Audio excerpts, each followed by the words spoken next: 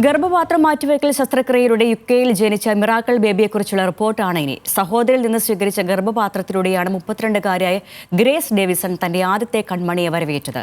മാറ്റിവെച്ച ഗർഭപാത്രത്തിലൂടെ ജനിക്കുന്ന യുകെയിലെ ആദ്യത്തെ കുഞ്ഞാണിത്.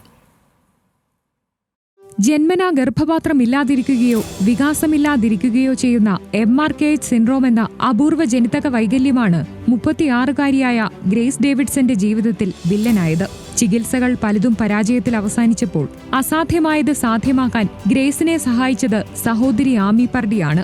വെല്ലുവിളികൾ ഏറെയുണ്ടായിട്ടും തന്റെ ഗർഭപാത്രം സഹോദരിക്ക് ദാനം ചെയ്യാൻ സന്നദ്ധയായി ആമി. 2023 ഫെബ്രുവരിയിൽ 17 മണിക്കൂർ നീണ്ട അതിസങ്കീർണ ശസ്ത്രക്രിയയിലൂടെ ആമിയുടെ ഗർഭപാത്രം ഗ്രേസിലേക്ക് മാറ്റിവെച്ചു.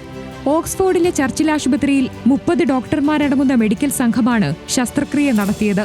മെഡിക്കൽ സംഘത്തിന് നേതൃത്വം വഹിച്ച പ്രൊഫസർ റിച്ചാർഡ് സ്മിത്ത് ശസ്ത്രക്രിയയുടെ ചെലവ് വഹിച്ചു.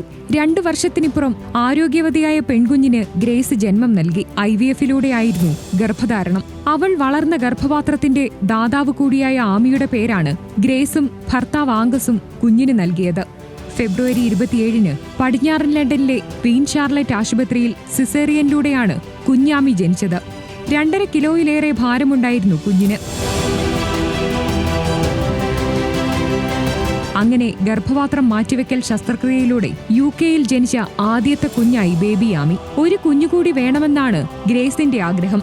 അതുകഴിഞ്ഞാൽ ഗർഭപാത്രം നീക്കം ചെയ്യും. മാറ്റിവെച്ച ഗർഭപാത്രത്തെ ഗ്രേസിന്റെ ശരീരം നിരസിക്കുന്നത് ഒഴിവാക്കാൻ കഴിക്കുന്ന പ്രതിരോധ മരുന്നുകൾ അർബുദ സാധ്യത വർദ്ധിപ്പിക്കുന്നതാണ് ഇതിന് കാരണം. 2014-ൽ സ്വീഡനിലാണ് ലോകത്താദ്യമായി ഗർഭപാത്രം മാറ്റിവെക്കൽ ശസ്ത്രക്രിയയിലൂടെ കുഞ്ഞ് ജനിക്കുന്നത്. അതിനുശേഷം US, China, France, Germany, India, തുർക്കി എന്നീ രാജ്യങ്ങളിലായി 135 സമാന ശസ്ത്രക്രിയകളിലൂടെ 65 കുഞ്ഞുങ്ങൾ ജനിച്ചിട്ടുണ്ട്.